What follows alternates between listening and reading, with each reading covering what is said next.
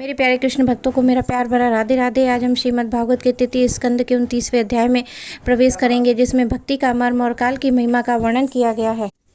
देवभूति ने पूछा, प्रभु, प्रकृति और पुरुष और महत्वादि जैसा लक्षण सांख्य शास्त्र में कहा गया है, जिसके द्वारा उसका वास्तविक स्वरूप अलग अलग जाना जाता है, और भक्ति योग ही जिसका प्रयोजन कहा गया है, वह आपने मुझे बताया। अब कृपा करके भक्ति योग का मार्ग मुझे विस्तार पूर्वक बताइए।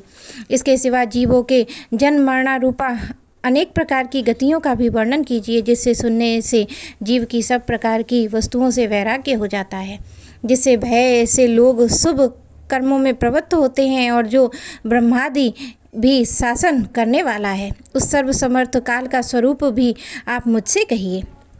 ज्ञान दृष्टि के लुप्त हो जाने के कारण देहादि मिथ्या वस्तुओं में जिन्हें आत्म अभिमान हो गया है, तथा बुद्धि में कर्मसक्त रहने के कारण अत्यंत श्रमिक होकर जो चिरकाल से अपार अंधकार में संसार में सोए पड़े हैं, उन्हें जगाने के लिए आप योग प्रकाश सूर्य ही प्रकट हुए हैं। श्री मैत्रेय जी कहते हैं, कुरुश्रेष्ठ विदुर जी, माता के ये मनोहर वचन सुनकर महामुनि कपिल जी उनकी प्रशंसा की और जीवों के प्रति दया से द्रवीभूत हो बड़ी प्रसन्नता के साथ उनसे इस प्रकार बोले।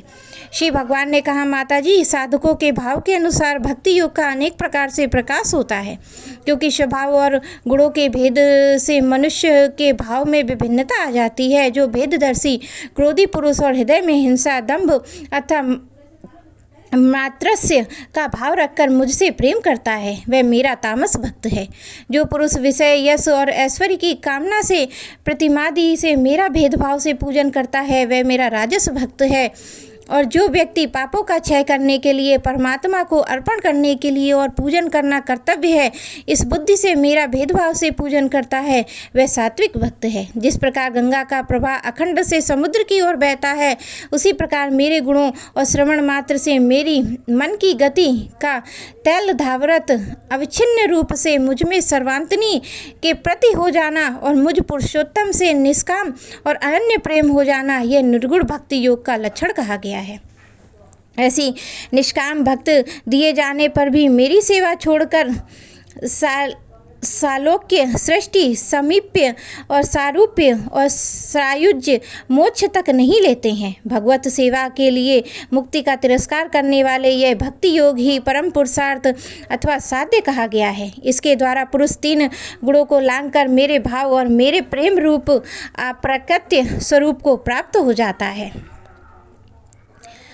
निष्काम से श्रद्धा पूर्वक अपने नित्य नैमित्य कर्तव्यों का पालन कर नित्य प्रति हिंसा रहित उत्तम क्रिया योग का अनुष्ठान करे, और मेरी प्रतिमा का दर्शन, स्पर्श, पूजा, स्तुति और वंदना करने, और प्राणियों में मेरी भावना करने, और धैर्य वैराग्य से अवलंबन, महापुरुषों का मान और दीनों पर दया, और समान स्थिति वालों के प्रति मित्रता का व्यवहार करने, और यम नियमों का पालन, और अध्यात्म शास्त्रों का श्रवण, और मेरे नाम के उच्च स्वर में कीर्तन करने, तथा मन की सरलता, सत्पुरुषों के संग और अहंकार के त्याग से मेरे धर्मों का अनुष्ठान करने वाले भक्त पुरुष का चित्त अत्यंत शुद्ध होकर मेरे गुणों के श्रवण मात्र से अनायास ही मुझ में लग जाता है।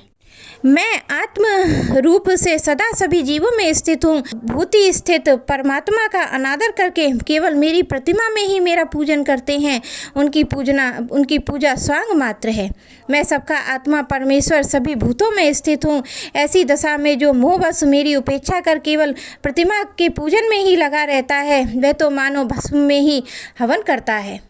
जो वेददर्शी अभिमानी पुरुष दूसरों जीवों के साथ बैर बांधता है और इस प्रकार उसके शरीर में विद्यमान मुझ आत्मा से ही द्वेष करता है, उसके मन को कभी शांति नहीं मिल सकती है।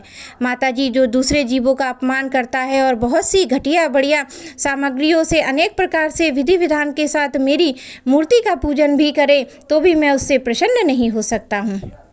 जो व्यक्ति आत्मा और परमात्मा के बीच में थोड़ा सा ही अंतर करता है, उस भेददर्शी में मैं मृत्यु रूप से महान भय उपस्थित करता हूँ, अतः संपूर्ण प्राणियों के भीतर घर बनाकर उन प्राणियों के ही रूप में स्थित मुझ परमात्मा का यथा योग्य दान मात्र, मित्रता के व्यवहार तथा सम दृष्टि से के द्वारा पूजन करना चाहिए। माताजी पाषाणादि अचेतन की उपेक्षा वृक्षादि जीव श्रेष्ठ है और उनसे सांस लेने वाले प्राणी श्रेष्ठ हैं। उनमें भी मन वाले प्राणी उत्तम और उनके इंद्रियों की वृत्तियों से युक्त प्राणी श्रेष्ठ हैं।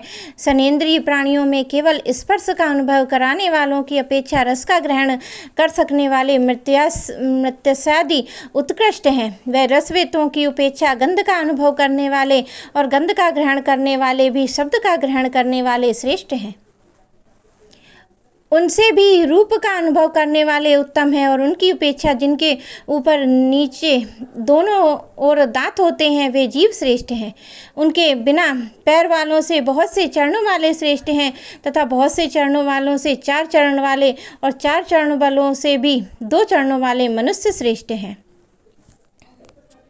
माताजी, इस प्रकार मैंने तुम्हारे लिए भक्ति योग अष्टांग योग का वर्णन भी साधन करने से जीव परम पुरुष भगवान को प्राप्त कर सकता है।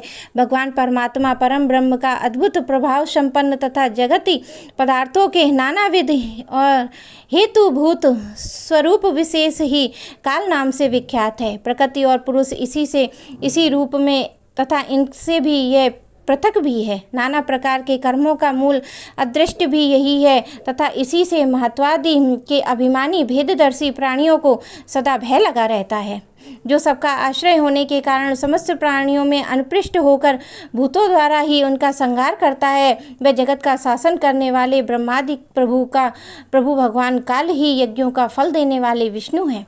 इनका ना तो कोई मित्र है, ना कोई शत्रु है, ना कोई सगा संबंधी है। वह सर्वदा सजग रहता है और अपने सर्वभूत श्री भगवान को भूलकर भोग रूप प्रमाद में पड़े हुए प्राणियों पर आक्रमण करके उनका संहार करता है।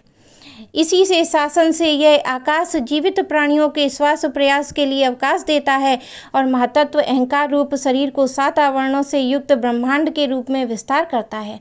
इस काल ही भय से सत्वादिक गुणों के नियामक विष्णु और देवगण जिनके अधीन यह सारा चराचर जगत है, अपने जगत रचना आदि कार्यों में युग क्रम से तत्पर रहते हैं। यह विनाशी काल स्वयं अनादि किंतु दूसरों का आदि करता है तथा स्वयं अनंत होकर भी दूसरों का अंत करने वाला है। यह पिता से पुत्र की उत्पत्ति कराता हुआ सारे जगत की रचना करता है और अपनी संहार शक्ति मृत्यु के द्वारा यमराज को भी मरवा कर इसका अंत कर देता है। मेरे प्यारे